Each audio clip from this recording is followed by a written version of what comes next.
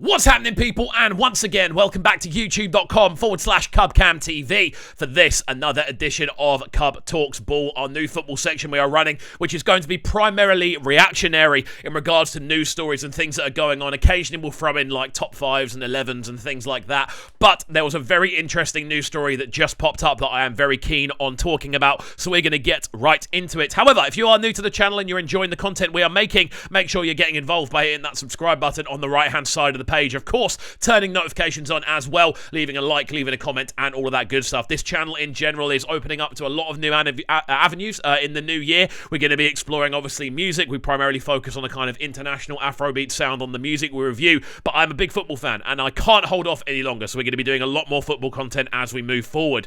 A very interesting development following on from the video we did earlier, actually, regarding transfers and new players coming into the Premier League and Premier League clubs in particular. I've just seen a very interesting tweet pop up, so I've done a bit of digging and I found an article that we can actually look at. It does come from the Daily Mail, so kind of take it as you will in regards to the facts and figures, but the general story, as far as I'm aware, is being reported everywhere. So this is really, really interesting to break down. We're talking about Pierre-Emerick Aubameyang, who has reportedly been kicked out of Chelsea's Champions League squad by Graham Potter to fit in the 107 million Enzo Fernandez signing alongside Benoit Badiashile missing out as well. This is really, really interesting. So I'm going to bring the article up here because this is kind of new ground. In regards to football, obviously having realistically your most decorated striker in the squad, not in the squad for Champions League. I find that very, very mad. But obviously, Chelsea have just gone through this incredible transfer window. They've brought in, I think it's over 300 million's worth of players. One of the craziest windows that we've seen in a long time. And it's absolutely crazy when you actually look at the amount of kind of talent they've brought in, the amount of new young talent they've brought in particular. But then obviously the question does begin to arise, how do you fit them all into the squad?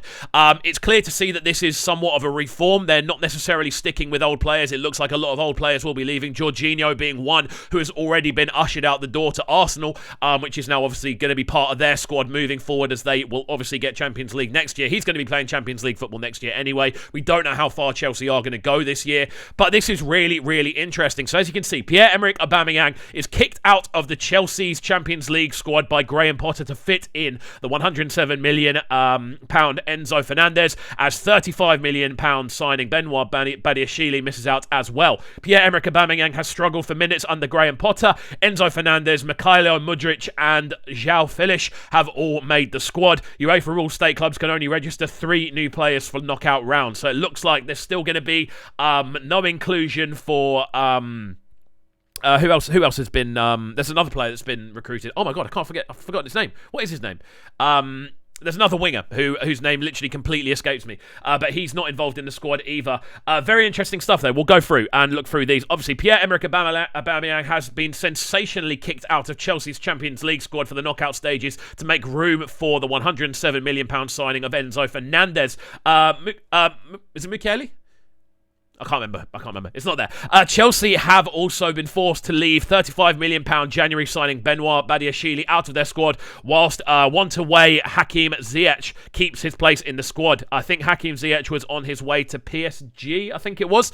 Unsurprisingly, new signings Mudryk and Felix will join Fernandez in being added to Chelsea's squad. They are probably the 3 most impactful players in there. Aubameyang is not started a single game for Chelsea since November, and in the influx of new signings has only increased the competition for forward positions. Reports in Spain claim that the 33-year-old was desperate to leave Stamford Bridge and would only have preferred a return to Barca, but he did not exit during the transfer window in January. Very interesting. I think for them to have kept Pierre-Emerick Aubameyang, especially if they ever want to try and balance the books. 300 million in January is a lot of money, and that's not including the amount they actually spent at the start of the season as well. Don't forget, they brought Sterling in. That's not a cheap signing. And they've brought in other players as well, Cucurella being another one. Like these aren't cheap signings. They've spent a lot of money over the last 12 months, and to be honest, Chelsea are a high-spending team. They still need to find a way of balancing the books. Interestingly enough, you can see on the right-hand side of the page, Chelsea currently sat in 10th position in the chart.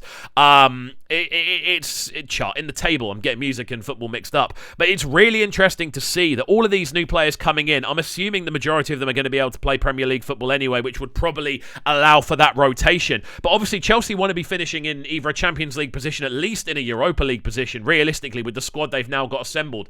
Are they going to be able to, with these new players, actually overcome the new challenges, I suppose, of Brighton and Newcastle being the two sort of newer names in and around that mix? Fulham are absolutely smashing it this season. They're in 7th place, being a promoted side. That's incredible. Brentford, obviously, they've still got Liverpool to contend with. I think the top 4, as it currently is, will remain the top 4 for the rest of the season. I think it will shift around a little bit, but I don't think another team is getting into those top 4 positions. So it's going to be really interesting to see how these new signings are utilised. But this could potentially set the precedent for a completely different era of football, I feel, in regards to having players specifically for Premier League tournaments and specifically for European football. There's nothing really stopping teams, if they've got the income and the finance to do it, to have players, to have an amount of players that allows them to have like one competition each.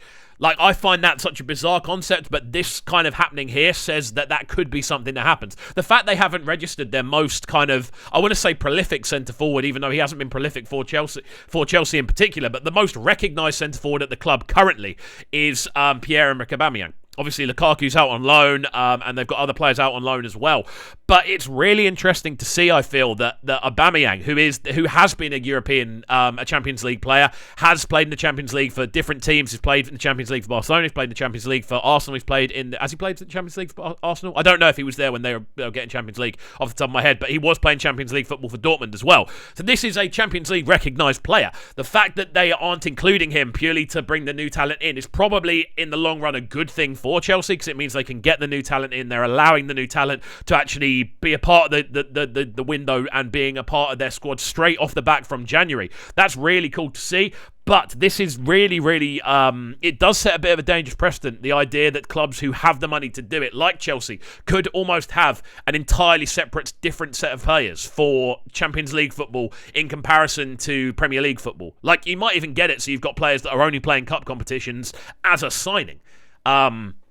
This is all looking very crazy. Since making his move to Stamford Bridge in August, the striker has failed to establish himself in the Chelsea side, with Kai Havertz often deployed as number 9 instead.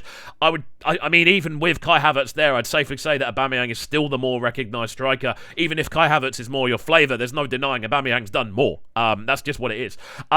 Aubameyang has, however, started all 6 games for Chelsea in the Champions League this season, scoring against AC Milan both at Stamford Bridge and at the San Siro. The Blues come up against Borussia Dortmund across 2 legs in the last 16, ironically the teams he's played for, later in this month, but Graham Potter has faced a selection headache after Chelsea recruited a further 8 players in January. The British record signing of World Cup winner Enzo Fernandez took Todd Boehly's spending to a staggering 323.5 million in January, but UEFA rules stipulate only 3 new players can be registered for the knockout stages, which has left Potter unable to select all of his latest signings.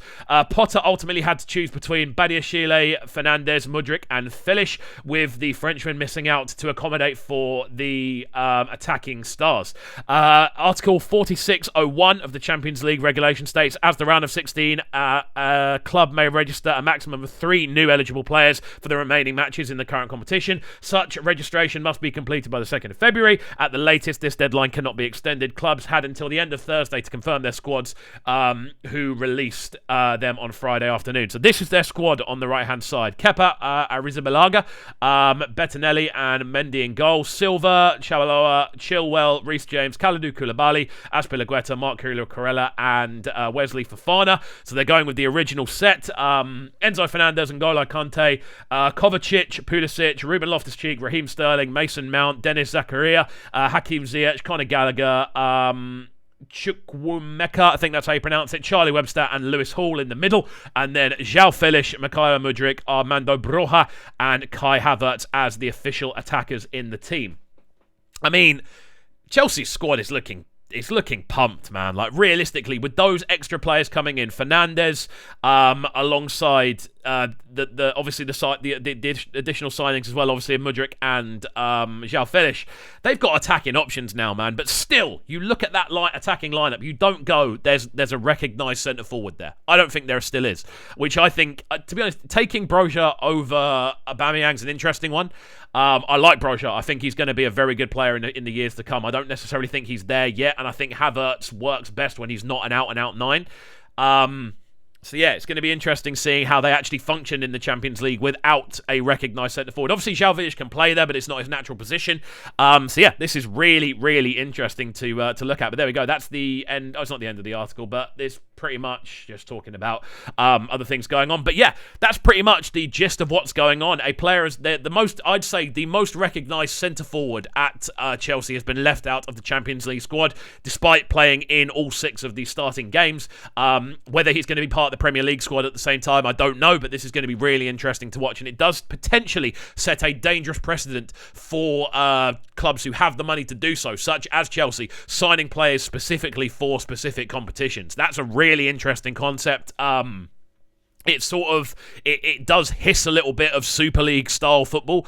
But yeah, it's going to be very interesting to watch as it develops. But there we go, guys. Let me know your thoughts in the comment section down below and whether or not you're enjoying this new football section. I'm already enjoying doing it, so I'm going to try and get as many videos up as we can. That's it from me, though. Hopefully you have enjoyed, and we shall see you all next time. Have a fantastic rest of your day, and I hope you have a fantastic weekend. Make sure you're hitting that subscribe button on the right-hand side of the page if you are enjoying what we're doing, and we shall see you all next time. Have a fantastic rest of your day, weekend, and week, and peace.